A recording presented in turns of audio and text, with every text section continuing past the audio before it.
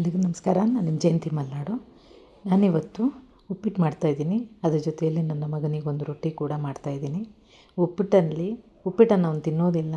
So ಅದಕ್ಕೆ ಅವನ ಪಾಲಿನ ಉಪ್ಪಿಟ್ಟನ್ನು ನಾನು ಅವನಿಗೆ ರೊಟ್ಟಿ ಮಾಡಿಬಿಟ್ಟು ಸ್ಕೂಲಿಗೆ ಟಿಫನ್ ಬಾಕ್ಸ್ ಆಗಿ ಕಳಿಸ್ತೀನಿ. ಇದು ತುಂಬಾ ಟೇಸ್ಟಿ ಇರುತ್ತೆ, ಅವನಿಗೆ ತುಂಬ ಇಷ್ಟ.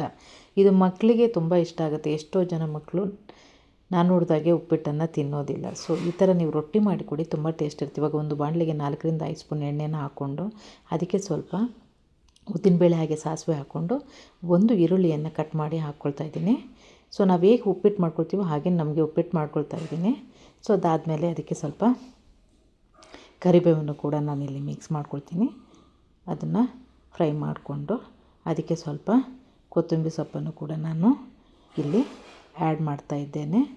ಸೊ ಇದನ್ನೆಲ್ಲ ಚೆನ್ನಾಗಿ ಫ್ರೈ ಮಾಡಿಕೊಂಡು ಸ್ವಲ್ಪ ಅರ್ಧ ಟೊಮೊಟೊ ಕೂಡ ಚಿಕ್ಕದು ಟೊಮೊಟೊ ಕೂಡ ಒಂದು ಹಾಫ್ ಕಟ್ ಮಾಡಿಬಿಟ್ಟು ಅದರಲ್ಲೇ ಹಾಕ್ತಾಯಿದ್ದೀನಿ ನಾನು. ಸೊ ಇದೆಲ್ಲ ಚೆನ್ನಾಗಿ ಬೆಂದ ಮೇಲೆ ನಾನಿಲ್ಲಿ 1 ಕಪ್ಪು ರವೆಯನ್ನು ಆ್ಯಡ್ ಮಾಡ್ತಾಯಿದ್ದೀನಿ. ಸೊ ಇಲ್ಲಿ 1 ಕಪ್ ರವೆಯನ್ನು ಆ್ಯಡ್ ಮಾಡಿದ್ಮೇಲೆ ನಾನು 2 ಕಪ್ಪು ನೀರನ್ನು ಬಿಸಿ ಮಾಡಲಿಕ್ಕೆ ಇಟ್ಕೊಳ್ತೀನಿ. ಸೊ ಅದು ಬಿಸಿ ನೀರನ್ನು ಹಾಕಿದ್ರೆ ತುಂಬ ಬೇಗ ನಿಮಗೆ ಬೆಂದ್ಬಿಡುತ್ತೆ. ಇವಾಗ ಅದಕ್ಕೆ ಉಪ್ಪು ಕೂಡ ಆ್ಯಡ್ ಮಾಡ್ತಾಯಿದ್ದೀನಿ. ಇವಾಗ ನಾನು ಹಾಟ್ ವಾಟರನ್ನು ಇದಕ್ಕೆ ಹಾಕಿ ಸರಿ ಅದನ್ನು ಚೆನ್ನಾಗಿ ತಿರ್ಸ್ಕೊಂಡು ಮುಚ್ಚಿಬಿಟ್ಟಿಟ್ರೆ ಉಪ್ಪಿಟ್ಟು ನಿಮಗೆ ಚೆನ್ನಾಗಾಗುತ್ತೆ.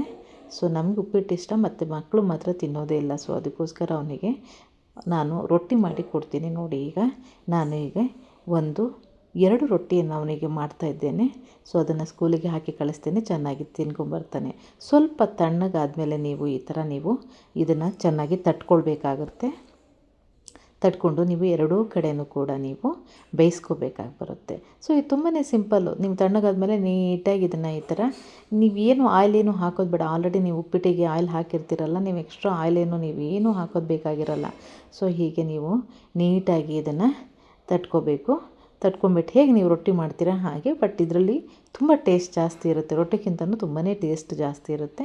ಸೊ ನಾವು ಇದ್ರ ಜೊತೆಯಲ್ಲಿ ಏನು ಹಾಕೋದು ಬೇಡ. ಇದು ಮಸಾಲೆ ರೊಟ್ಟಿ ಥರ ಆಗೋಗುತ್ತೆ. ಅವನಿಗೆ ತುಂಬಾ ಇಷ್ಟ. ನೋಡಿ ಎಷ್ಟು ಚೆನ್ನಾಗಿ ಬಂದಿದೆ ಅಂತ. ಈ ಥರ ನಾನು 2 ರೊಟ್ಟಿ ಮಾಡಿಬಿಟ್ಟು ಅವನಿಗೆ ಹಾಕಿ ಕಳಿಸ್ತೀನಿ ಸ್ಕೂಲಿಗೆ. ನೀಟಾಗಿ ಅವನು ತಿನ್ಕೊಂಬರ್ತಾನೆ. ಅದು ಕೂಡ ಅವನಿಗೆ ಒಂಥರ ಡಿಫ್ರೆಂಟ್ ಫುಡ್ ಅಂತ ಅನಿಸುತ್ತೆ.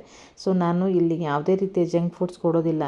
ನಾನು ಈ ಥರ ಡಿಫ್ರೆಂಟಾಗಿ ಏನಾದರೂ ಮಾಡಿಕೊಟ್ಟಾಗ ಅವನಿಗೆ ತುಂಬ ಟೇಸ್ಟಿಯಾಗಿರುತ್ತೆ. ಸೊ ಅದಕ್ಕೋಸ್ಕರ ನಾನು ಉಪ್ಪಿಟ್ಟು ಮಾಡಿದಾಗೆಲ್ಲ ಅವನಿಗೆ ರೊಟ್ಟಿ ಮಾಡಿ ಕೊಡ್ತೀನಿ. ನಿಮಗೂ ಕೂಡ ಇದು ಇಷ್ಟ ಆಗಿದೆ ಅಂತ ನಾನು ಅಂದ್ಕೊಂಡಿದ್ದೀನಿ. ಮಕ್ಕಳಿಗೆ ತುಂಬಾ ಇಷ್ಟ ಆಗುತ್ತೆ. ನೀವು ಒಂದು ಸರಿ ದಯವಿಟ್ಟು ಟ್ರೈ ಮಾಡಿ ನೋಡಿ. ತುಂಬಾ ಇಷ್ಟ ಆಗಿದೆ. ನನ್ನ ಮಗನಿಗಂತೂ ತುಂಬಾ ಇಷ್ಟ. ಸೊ ನಿಮಗೂ ಇಷ್ಟ ಆಗಿದೆ ಅಂತ ತಿಳ್ಕೊಂಡು ನಾನು ಈ ವಿಡಿಯೋನ ಇಲ್ಲಿಗೆ ಮುಗಿಸ್ತೀನಿ. ಎಲ್ರಿಗೂ ಥ್ಯಾಂಕ್ ಯು.